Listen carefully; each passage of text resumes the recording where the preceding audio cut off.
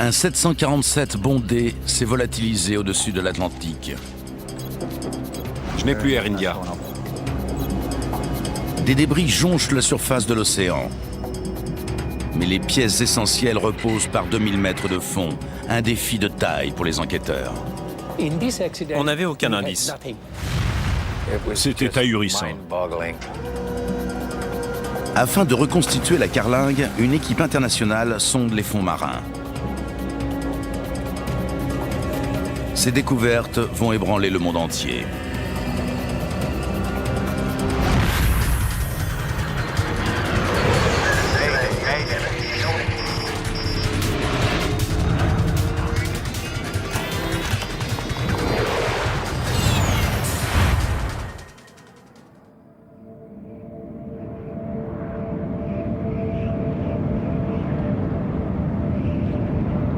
« 23 juin 1985, tôt le matin. Un 747 survole l'Atlantique à 9500 mètres d'altitude.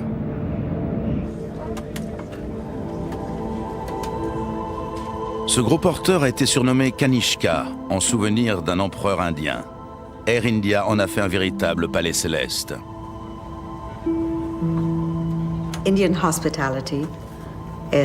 L'hospitalité indienne, c'est l'une des fiertés de notre culture. On en fait l'expérience en volant sur Air India. À l'intérieur, les couleurs sont riches et chaudes. C'est la porte d'entrée de l'Inde. Parti du Canada, l'avion va faire escale à Londres, avant de repartir pour Delhi. Il vole depuis 4h30.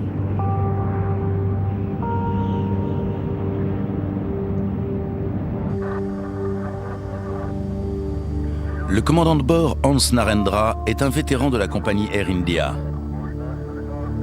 Il a pour copilote le capitaine Stawinder Binder.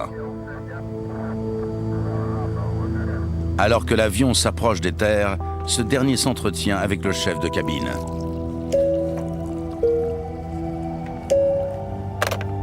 Allô? Dincho, faites-moi une petite faveur. À l'arrière de l'avion, siège 54, il y a un garçon qui voudrait voir le cockpit. Je vous l'envoie? Dans 15-20 minutes.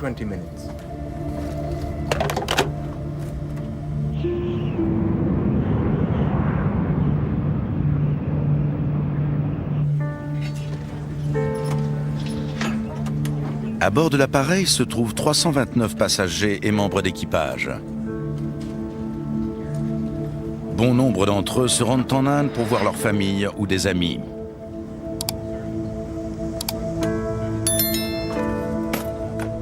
C'est le cas de Vishnupada et de ses deux filles. Sa femme, Lata, est déjà sur place. On s'était dit que c'était l'année idéale pour prendre des vacances prolongées en Inde, tous en famille. À 8h06, le copilote contacte la tour de contrôle de Shannon en Irlande. Shanwick, Air India 182, bonjour.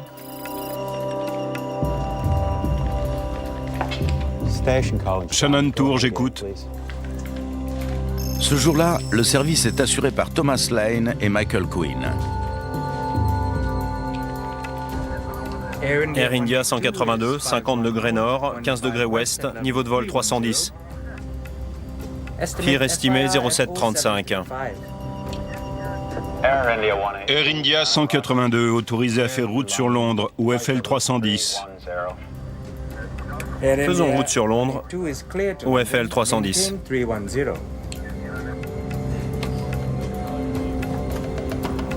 Tu veux aller à l'avant? Oui. D'accord. On y va.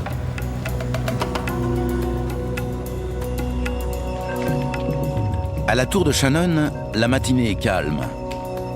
Les aiguilleurs n'ont que 3 avions à gérer. C'est alors qu'un problème se pose. Les signaux se confondent tous. Sur le radar, les étiquettes avaient fusionné, ce qui fait qu'il était absolument impossible de lire les indicatifs et les niveaux de vol des 3 appareils. Le 747 d'Air India vole à 31 000 pieds. 4000 pieds plus haut se trouve un avion TWA. À 37 000 pieds, enfin, circule un appareil de la Canadian Pacific Airlines. Tous trois se dirigent vers l'est. Les avions étant à la verticale, les signaux ont fusionné sur l'écran bidimensionnel du contrôleur. Tom a séparé les étiquettes à l'aide de son pointeur à boule.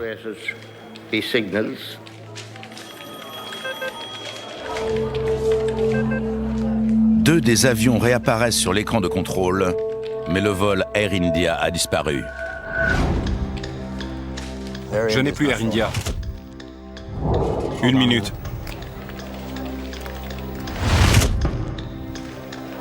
Air India 182, me recevez-vous? Air India 182, ici Shannon, répondez. Il est 8h14 du matin. J'ai eu un pressentiment. Je ne sais pas pourquoi, j'ai décroché le téléphone.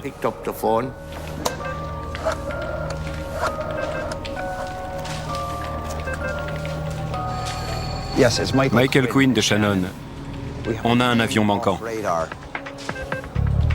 En temps normal, les opérations de recherche et de sauvetage ne sont lancées qu'au bout de 20 minutes de silence radio. Le vol Air India a disparu depuis moins de 60 secondes.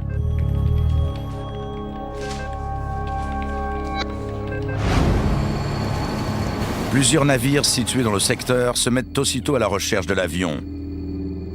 Sa dernière position radar le plaçait à 290 km au sud-ouest de Cork. 2 heures après sa disparition, un cargo canadien confirme les pires soupçons. Les premiers débris sont localisés. On repère des radeaux de sauvetage non gonflés flottant dans les eaux froides de l'Atlantique. Puis, on découvre des corps. Aucune des personnes à bord n'a survécu. En Inde, Lata Pada attend son mari et ses 2 filles lorsque son frère lui apprend la nouvelle.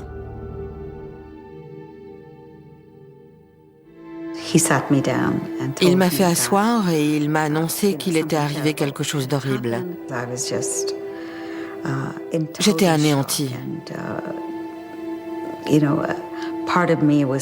J'essayais de digérer l'information et en même temps je me disais, si vraiment le pire est arrivé, comment vais-je continuer à vivre sans eux?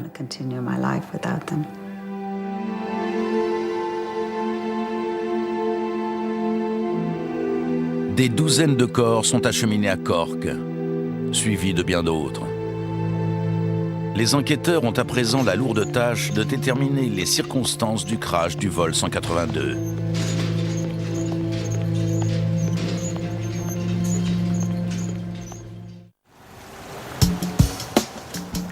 La ville de Cork compte 130 000 habitants.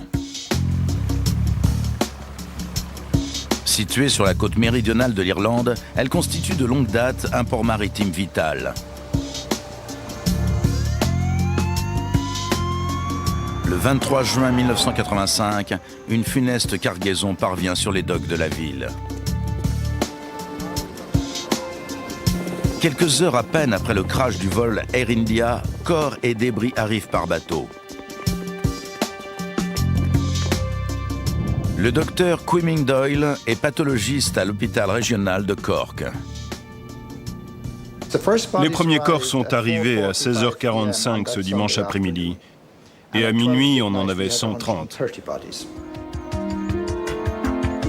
Doyle et son équipe vont examiner les corps à la recherche d'indices susceptibles de mettre les enquêteurs sur la voie. C'est un travail de titan pour toutes les personnes mobilisées. Le personnel de l'hôpital, la police, la marine, l'armée et nous-mêmes, les pathologistes. Mais on s'est retroussé les manches.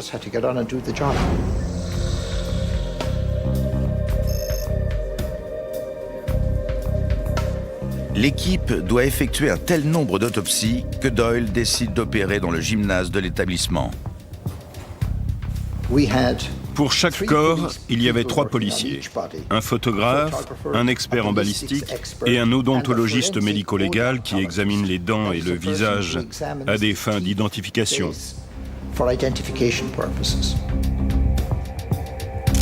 En seulement 4 jours, l'équipe effectue 132 autopsies.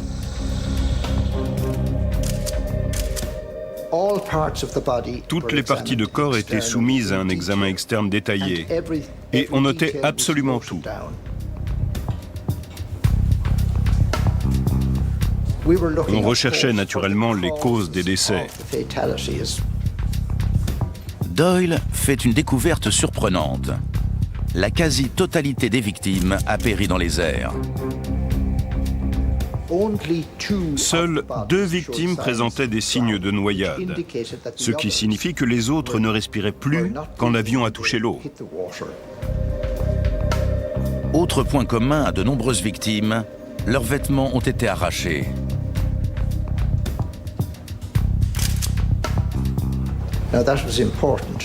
C'était important. Le fait qu'ils aient peu ou pas de vêtements signifiait qu'ils étaient tombés de 9500 mètres de haut, altitude à laquelle l'accident s'est produit. Certains corps présentent également des fractures articulaires complexes, notamment de la hanche et de l'épaule.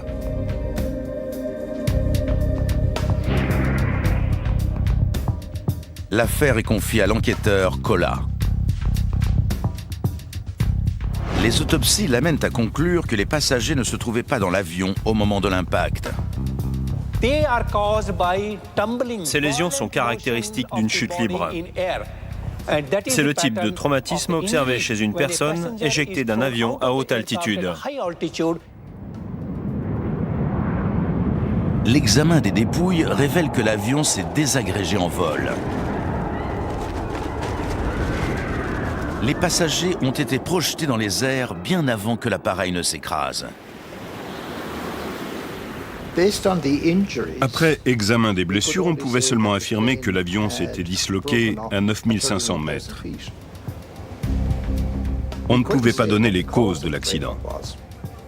Le plus dur dans cette enquête, c'est qu'on ne disposait d'aucune preuve physique en termes de débris, de passagers, de membres d'équipage ou de témoins oculaires.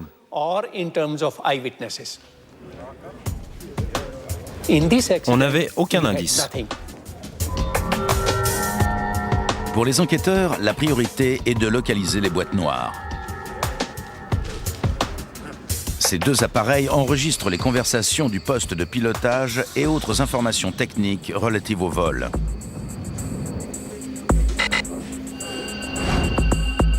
Dotés d'une antenne radio, ils émettent des signaux sur une fréquence réservée.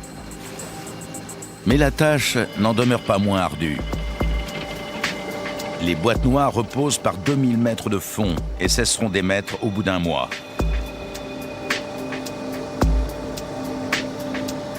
Salim Jiwa, journaliste, suit les progrès de l'enquête. Il était urgent de localiser les boîtes noires et 3 pays ont participé aux recherches. L'Angleterre, l'Irlande et l'Inde. Pourtant, malgré les moyens mobilisés, les premières recherches restent vaines. 42 kHz? C'est trop haut. Ça ne peut pas être ça. Les enquêteurs captent des signaux radio, mais la fréquence ne correspond pas.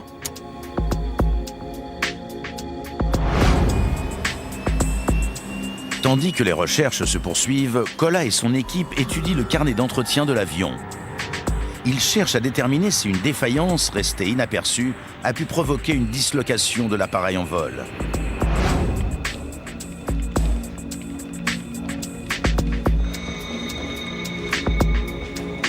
Ils découvrent une information potentiellement importante. Le Kanishka volait avec 5 réacteurs.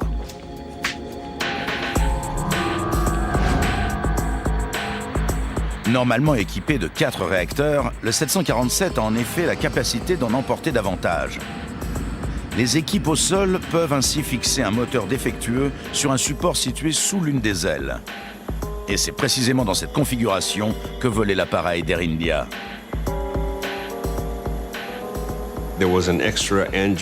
Un moteur supplémentaire provenant d'un précédent vol était monté sous l'aile de l'avion. Ce réacteur supplémentaire provoque une traînée importante du côté gauche de l'appareil. Si les pilotes ne compensent pas correctement, l'avion vire dans cette direction. Selon cette hypothèse, ce 5e réacteur avait pu entraîner la dislocation de l'appareil. Les enquêteurs découvrent qu'avant le décollage, l'ingénieur de vol a signalé des problèmes concernant le système de fixation du réacteur. Il y a un petit problème avec le 5e réacteur. Ils vont s'en occuper. Très bien.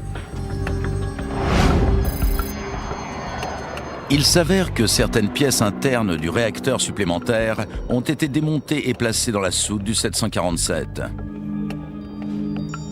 Elles sont si massives que la porte du compartiment a été partiellement démontée pour faciliter l'opération. D'autres pièces de moteur ont été placées à l'arrière de l'appareil. C'est une pratique courante sur des avions comme le 747. Toutefois, un réassemblage incorrect de la porte de soute a fort bien pu entraîner une dépressurisation explosive.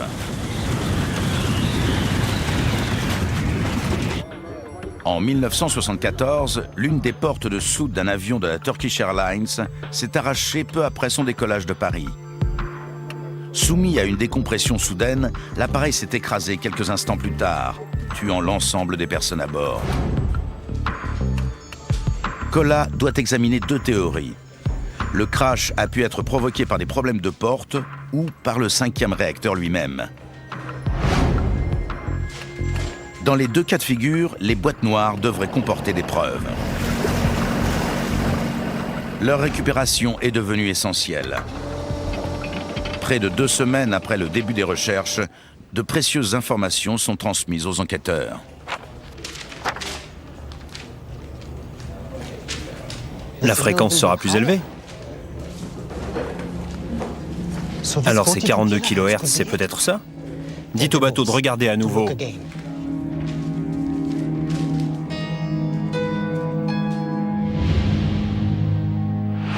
Sa détérioration peut entraîner une modification de la fréquence d'émission. L'étrange fréquence détectée par les navires émane donc peut-être bien des fameux enregistreurs. Tous deux sont enfin localisés. Mais ils se trouvent à une telle profondeur qu'il est difficile de les repêcher. L'avion reposait par 2000 mètres de fond. Il y avait de quoi s'avouer vaincu.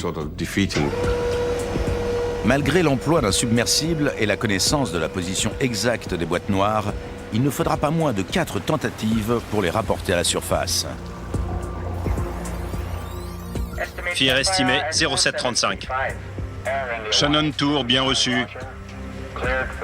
Kolla possède désormais 2 pièces essentielles du puzzle, du moins l'espère-t-il. En cas de problème technique, l'équipage va forcément en parler. Toutefois, l'examen des enregistrements ne révèle rien d'inhabituel. Après le dernier contact avec le centre de Shannon, l'appareil enregistre une conversation au sujet de scellements douaniers, papier administratif à compléter avant l'atterrissage. Ils veulent une trentaine de scellements douaniers. Des scellements? Oui, pour sceller les barres avant l'arrivée. Les barres... La conversation est brusquement interrompue. Ensuite, c'est le silence radio. L'enregistreur phonique indiquait qu'il n'y avait rien d'anormal dans le poste de pilotage. Pas d'urgence. Les conversations étaient normales.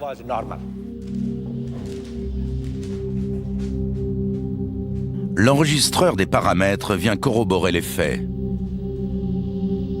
Kolla épluche les données relatives à la vitesse et à l'altitude de l'appareil, ainsi qu'une série d'informations sur le vol.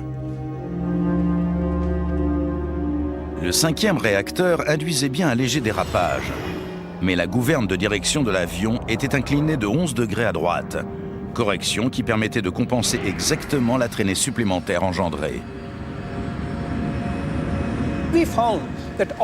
On a découvert que tous les paramètres de l'avion, altitude, cap, comportement en tangage et en roulis, autopilote, tout cela était normal lors du dernier contact.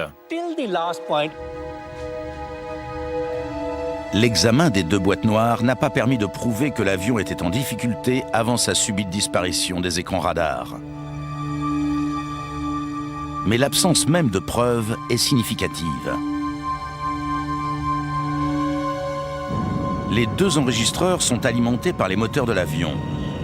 Tous 2 ont cessé de fonctionner à exactement 8h14 minutes et 1 seconde. Cette défaillance simultanée des boîtes noires indique qu'un grave problème a endommagé les systèmes électroniques de l'appareil avant même que l'équipage ne puisse réagir. Pour sceller les barres avant l'arrivée, les barres...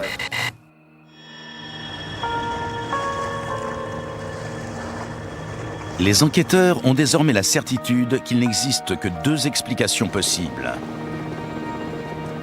Une dépressurisation dévastatrice ou une bombe.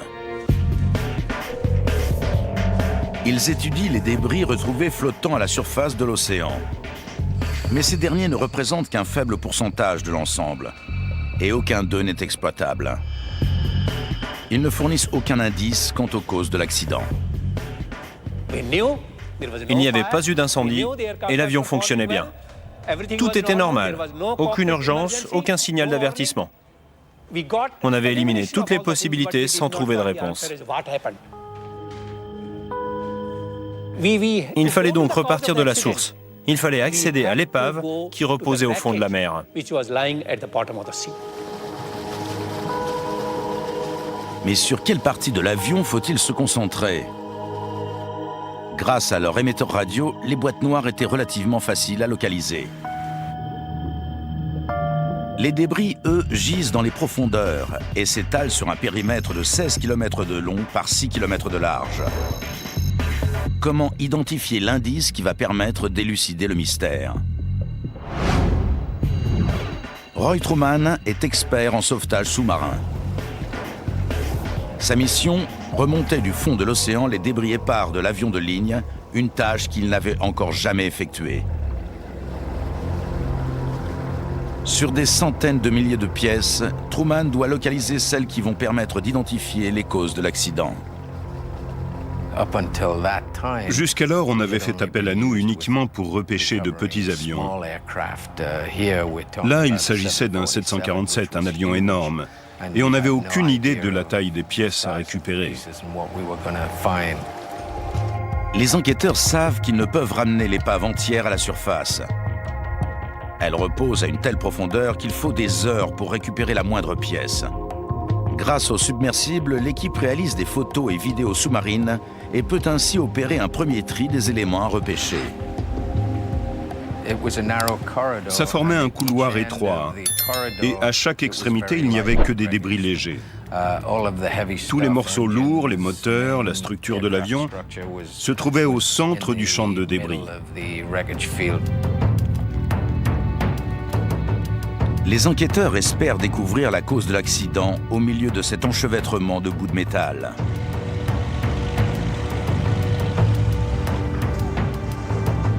Mais l'automne approche, et bientôt le retour du mauvais temps va les contraindre à abandonner les recherches. L'explication du drame demeure enfouie quelque part au fond de l'océan.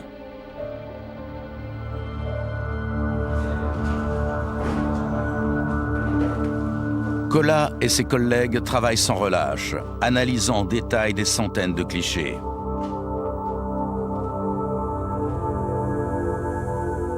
Tandis que les fouilles se poursuivent en Irlande, au Canada, l'hypothèse de l'accident rencontre un scepticisme croissant. En consultant la liste des passagers du vol 182, la police et les enquêteurs découvrent un fait étrange. Une bonne partie de ces voyageurs sont partis de Vancouver. Ils ont emprunté un vol intérieur pour rejoindre l'aéroport de Toronto. Or, l'une des personnes ayant acheté un billet Vancouver-Toronto n'est pas montée à bord. On n'a jamais identifié ce passager, mais le nom figurant sur le billet était M. Singh. Pas de nom complet, juste une simple initiale. On pense que ce nom était fictif et que la personne n'a jamais eu l'intention de voyager. Pourtant, l'homme s'est bel et bien présenté à l'enregistrement. Bonjour, vous allez à Toronto? Je voudrais faire suivre mes bagages à Delhi. Impossible. Votre réservation n'est confirmée que pour Toronto. Pourtant, je me suis enregistré. Voici mon billet. Jenny Adams est guichetière à la compagnie Canadian Pacific Airlines. Je regrette. Vous êtes en stand-by pour Delhi. Alors, je vais devoir récupérer mes bagages. Je ne peux pas les faire suivre si vous n'êtes pas enregistré. Mais je me suis enregistré. Je vais aller chercher mon frère. Il vous le dira. Une trentaine de personnes attendent de pouvoir enregistrer leurs bagages. L'hôtesse n'a pas le temps d'attendre le frère du passager. Bon, d'accord. Je vais faire le nécessaire. Mais vous devrez vous enregistrer quand vous serez à Toronto.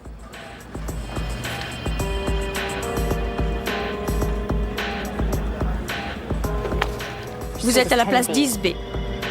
Singh n'a pas de billet pour l'Inde, mais sa valise est directement acheminée vers l'avion d'Air India.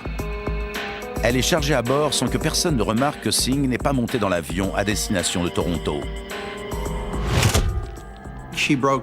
Elle a enfreint les règles. Elle n'aurait pas dû autoriser l'acheminement des bagages vers Delhi. Mais M. Singh l'a intimidée devant tout le monde. Tant et si bien qu'elle a cédé, ce qui est pour elle aujourd'hui un véritable déchirement.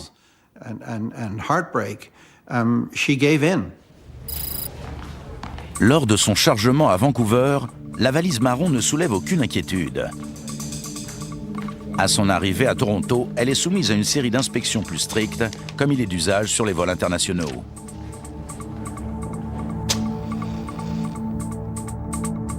Voilà ce que ça va donner.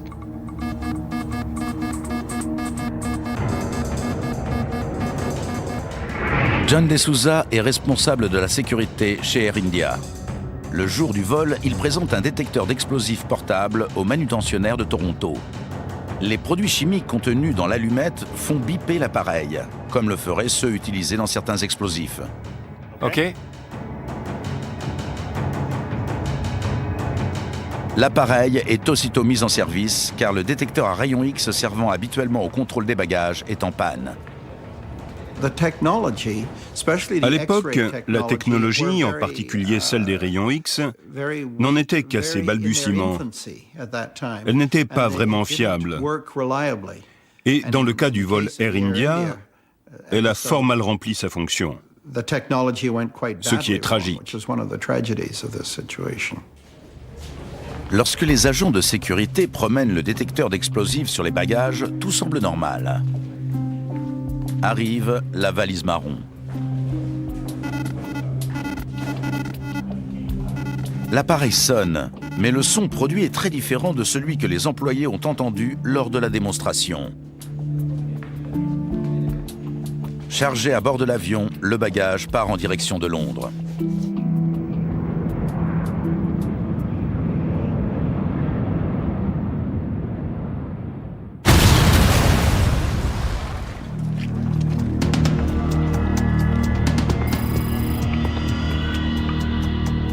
Tandis que le vol 182 survole l'Atlantique, emportant la valise de M. Singh, une explosion retentit dans l'aéroport Narita de Tokyo. 2 manutentionnaires sont tués, 4 personnes blessées. Une bombe a été placée dans une autre valise, également en provenance de Vancouver. Ce bagage était censé voyager sur un autre vol Air India. La valise était en route pour la soute quand elle a explosé au sol. Elle a sans doute reçu un léger coup et elle a explosé au moment où 2 manutentionnaires japonais la déposaient sur un tapis roulant. Comme dans le cas du vol 182, ce bagage transitant par Tokyo a été enregistré par un passager qui n'est pas monté à bord. L'aéroport de Vancouver n'était pas équipé de détecteurs à rayons X. Rien ne pouvait empêcher cette valise d'être expédiée à Tokyo. Entre l'attentat de Tokyo et le vol Air India existe un lien troublant. Les billets des hommes ayant effectué l'enregistrement des 2 bagages ont été achetés le même jour par un seul et même client. Le crash du vol 182 s'inscrit soudain dans un contexte bien plus large.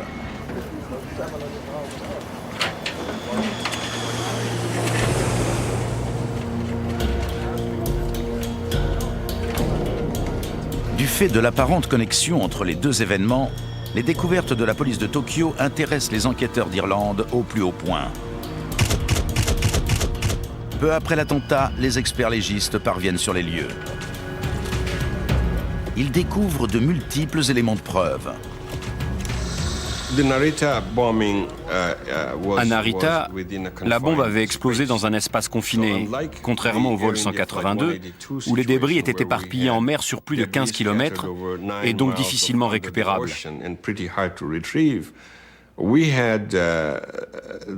On a eu l'avantage, si on peut dire, que la déflagration se soit produite dans un espace clos. Des pièces métalliques et des circuits imprimés sont incrustés dans les murs. En outre, les fragments du conteneur qui abritait la bombe portent des traces d'explosifs. Étonnamment, les experts légistes japonais ont été capables de recueillir de minuscules fragments et toutes les analyses ont finalement permis à la police japonaise d'identifier l'appareil dans lequel se trouvait la bombe. Les experts découvrent des numéros de série sur les fragments du conteneur. Indice montrant que la bombe était dissimulée dans un tuner radio de marque Sanyo. Les 2000 tuners fabriqués par la société avaient été acheminés dans un entrepôt situé près de Vancouver, en Colombie-Britannique, avant d'être expédiés à divers revendeurs dans la région. L'un d'eux transportait la bombe qui a explosé à Narita.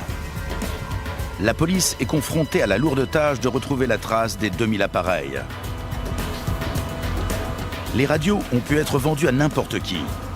Et la plupart des magasins approvisionnés ont été liquidés depuis des années. Toutefois, la chance sourit aux policiers.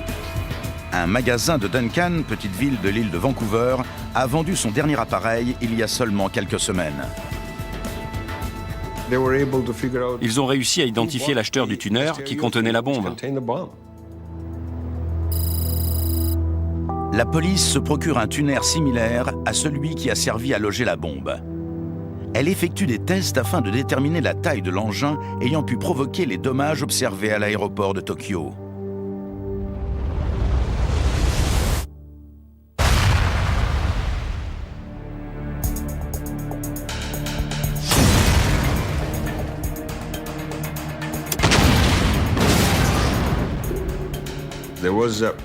Ils ont mené une série d'expériences avec la dynamite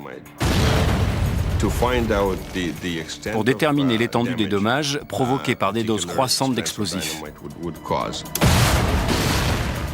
Après chaque explosion, l'équipe compare la taille des fragments de tuner obtenus à ceux recueillis à Narita. Elle découvre que la bombe de Tokyo ne contenait probablement que 4 bâtons de dynamite. Ces derniers auraient-ils suffi à faire chuter un avion de ligne? Ayant évalué la puissance de la bombe de Narita, la police place un engin explosif similaire dans une soute remplie de bagages. Les dégâts sont considérables. La dépressurisation provoquée par l'éclatement d'un engin explosif dans la soute à bagages d'un avion entraînerait des conséquences catastrophiques. Il n'y a pas besoin de beaucoup de dynamite. 4 bâtons suffisent.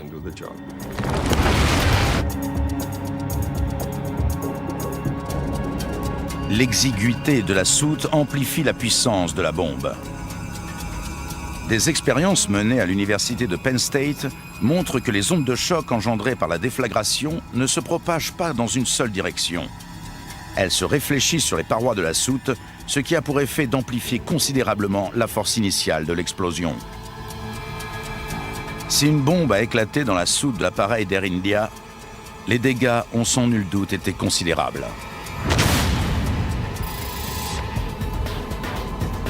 L'épave du Boeing en porte très certainement la trace. Les enquêteurs penchent désormais pour la thèse de l'attentat. Mais pour l'heure, ils ne disposent d'aucune preuve.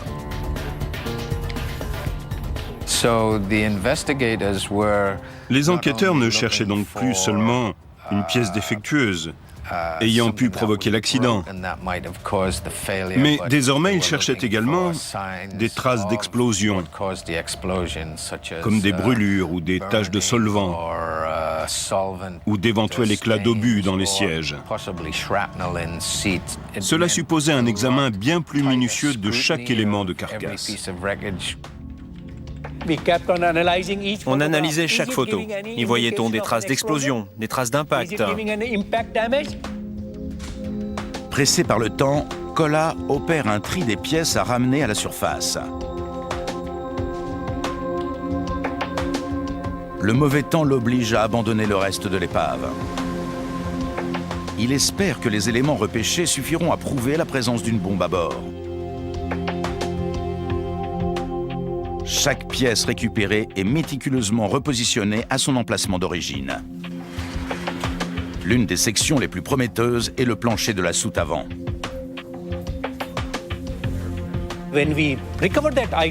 Quand on a récupéré cet élément, on a constaté qu'il présentait des trous d'une nature très particulière, caractéristique d'une perforation rapide vers l'extérieur, les bords étant recourbés en dehors. Il pouvait donc s'agir de l'endroit où l'explosion s'était produite. L'équipe dénombre pas moins de 20 trous.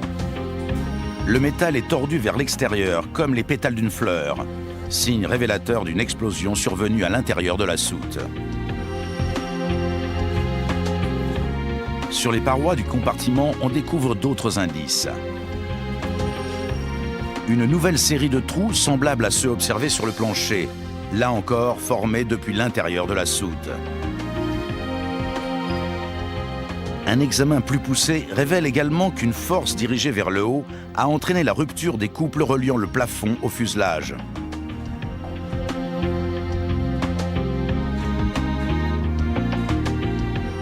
Les enquêteurs sont à présent convaincus qu'une bombe a explosé dans la soute avant.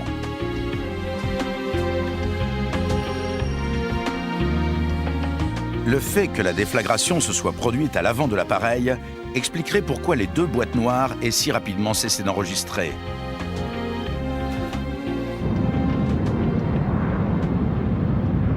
Sur les 747, le compartiment électronique est situé sous le poste de pilotage. La plupart des systèmes électriques de l'avion y transitent. La soute à bagages se trouve immédiatement derrière. En explosant, la bombe aurait endommagé tous les ordinateurs et provoqué un silence complet. Or, c'est précisément ce qui s'est passé. Les enquêteurs sont persuadés que l'avion d'Air India a été détruit par une bombe. Il ne s'agit pas d'un accident. Le crash du vol 182 est dû à un acte criminel. Personne n'aurait jamais imaginé qu'un complot visant simultanément deux avions ait pu être fomenté à Vancouver.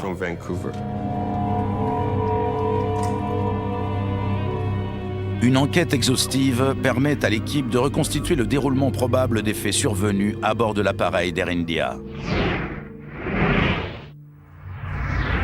À Toronto, la valise de Singh est acheminée vers l'avion à destination de Delhi.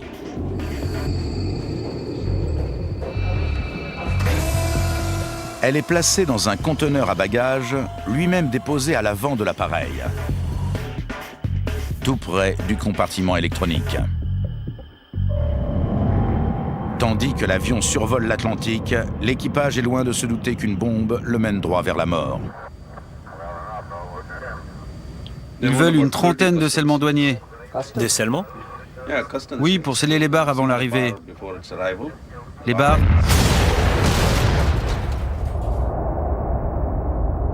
Le souffle de l'explosion soulève violemment le plancher de l'appareil. Le fin fuselage se désintègre. L'air est expulsé de la cabine. Les passagers sont arrachés de leur siège. L'avion est condamné. La dispersion des débris sur plus de 15 km montre à quel point la dépressurisation a été rapide et violente. L'avion ne pouvait plus voler. Il n'avait plus aucun moyen de poursuivre le vol. Alors que l'avion plonge vers la mer, Les forces exercées sur le fuselage achèvent de le désagréger. La queue s'est arrachée, les ailes ont commencé à se rompre. Dans ces cas-là, on ne peut plus maintenir l'avion en vol. Il part en vrille et il s'ensuit une désintégration massive. Après des mois de travail acharné, les enquêteurs voient enfin leurs efforts récompensés. Ils ont prouvé qu'une bombe est à l'origine du crash.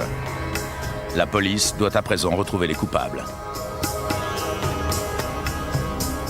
Le bilan des victimes que l'explosion en vol de la seconde bombe serait venue alourdir montre à quel point il est urgent de renforcer la sûreté à bord des avions de ligne. C'est une des pires tragédies de l'histoire de l'aviation indienne. Et elle aurait pu être évitée si les procédures avaient été en place. La chasse aux tueurs est lancée. Parallèlement, des forces considérables sont déployées afin d'améliorer la sûreté et tester des appareils capables de résister à la puissance d'une bombe.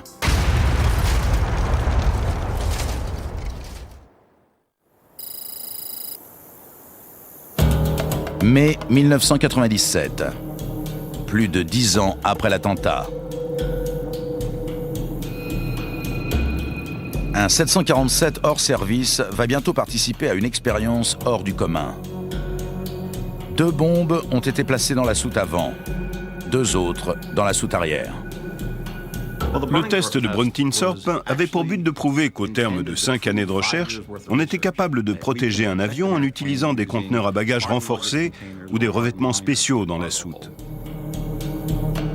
L'avion est pressurisé afin de simuler les conditions rencontrées à l'altitude de croisière. Dans ce type d'expérience, la pressurisation est essentielle. L'énergie supplémentaire résultant de la pressurisation à l'intérieur de l'avion accentue les dommages. Prenons l'exemple d'un ballon. Si on prend une aiguille, qu'on perce un ballon non gonflé, on va obtenir un simple trou. Maintenant, si on gonfle le ballon et qu'on plante l'aiguille, il va éclater d'un seul coup. Le détonateur est activé. Les effets sont dévastateurs. Le souffle de l'explosion et la pression interne ont littéralement désintégré l'avion. On ne peut pas mieux recréer les effets d'une explosion en vol. La puissance d'une bombe explosant en vol est bien connue. Toutefois, les tests réalisés à Bruntinsorp montrent que des mesures relativement simples peuvent considérablement minimiser les dégâts résultant d'une explosion. Les bombes de la soute arrière ont été placées dans des conteneurs à bagages ordinaires. Mais celles de la soute avant sont particulières. La première a été logée dans un conteneur spécialisé, renforcé avec un matériau similaire à celui qui équipe les gilets pare-balles. La seconde a été placée dans un conteneur normal, mais les parois de la soute ont été tapissées d'un revêtement absorbant. Lorsque les engins explosent, l'avant de l'appareil demeure quasiment intact. Avec le revêtement et les conteneurs à bagages renforcés, les parois de l'appareil n'ont pas été endommagées. En revanche, à l'arrière de l'avion, les dégâts ont été catastrophiques. Le conteneur à bagages standard n'a pas atténué la puissance de l'explosion. En revanche, le revêtement protecteur de la soute avant et le conteneur à bagages renforcé ont tous deux permis d'absorber l'énergie de l'impact. De telles mesures auraient-elles permis de sauver le vol 182? Sûrement. Rendraient-elles l'industrie plus fiable? Absolument. Malgré les résultats spectaculaires obtenus lors des tests, les compagnies aériennes internationales n'ont pas adopté les conteneurs à bagages renforcés. Car s'ils sont efficaces, ils sont également fort coûteux. Les conteneurs renforcés ne sont pas utilisés car leur coût est prohibitif. Ils coûtent des dizaines de milliers de dollars et sont très fragiles. Il s'agit de matériaux composites et si vous rentrez dedans avec un chariot élévateur, vous pouvez les mettre à la poubelle. Dans la plupart des aéroports internationaux, des améliorations notables ont toutefois été apportées au système d'inspection des bagages. Aujourd'hui, on emploie des détecteurs multifaisceaux à rayons X bien plus sophistiqués. Mais je me suis enregistré. Je vais aller chercher mon frère. Il vous le dira. Bon, d'accord. Je vais faire le nécessaire. Mais vous devrez vous enregistrer quand vous serez à Toronto. Par ailleurs, la réglementation sur le suivi des bagages en correspondance est aujourd'hui plus stricte. Dans le cas d'Air India, il s'agissait essentiellement d'un problème de rapprochement bagages-passagers. Ce contrôle est essentiel pour détecter un engin explosif ou un terroriste. Aucun avion ne doit partir avec des bagages dont les propriétaires ne sont pas à bord de l'avion. Point à la ligne.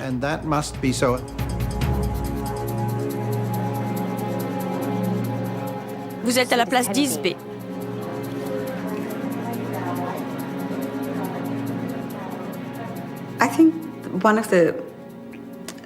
Je crois que l'une des choses les plus dures à accepter pour les familles, c'est que cette tragédie aurait pu être évitée de bien des façons.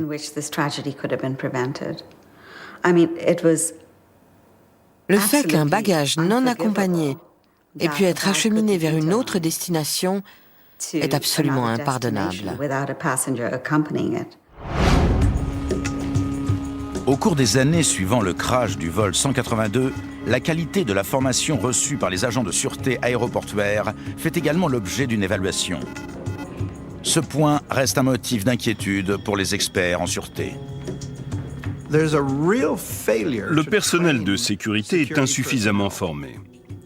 Et ce problème est lié au fait qu'on ne peut pas verser des salaires décents à des policiers professionnels pour assurer la sécurité des passagers.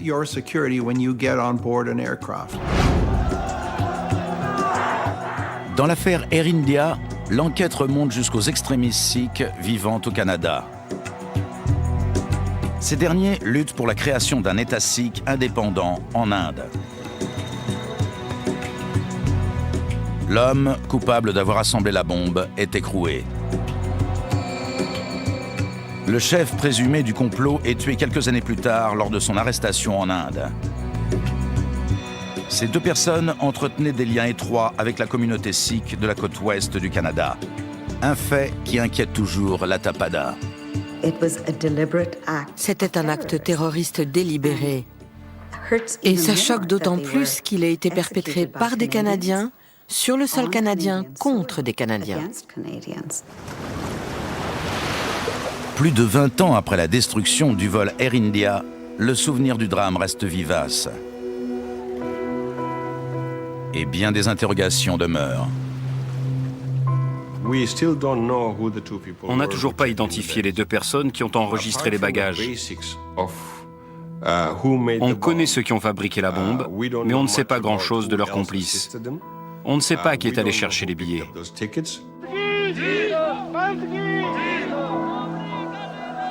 Les enquêteurs se sont heurtés à un mur de silence. L'enquête va être ouverte sur le champ. En 2006, le gouvernement canadien a ouvert une enquête sur l'attentat du vol 182, afin de réévaluer les circonstances et les causes du drame. Le lourd bilan des victimes continue de susciter la colère et l'incrédulité. Quelles que soient les conclusions de l'enquête, la réalité demeure hélas inchangée. 329 personnes ont péri en un instant. Des monuments aux victimes du crash ont été érigés en Irlande et au Canada. En souvenir de ce jour funeste où une bombe a détruit un tel nombre de vies. C'est le côté tragique de l'existence. Les jours ordinaires se succèdent, puis un jour, un événement complètement, totalement inattendu vient bouleverser votre vie. Et c'est ce qui s'est passé ce jour-là.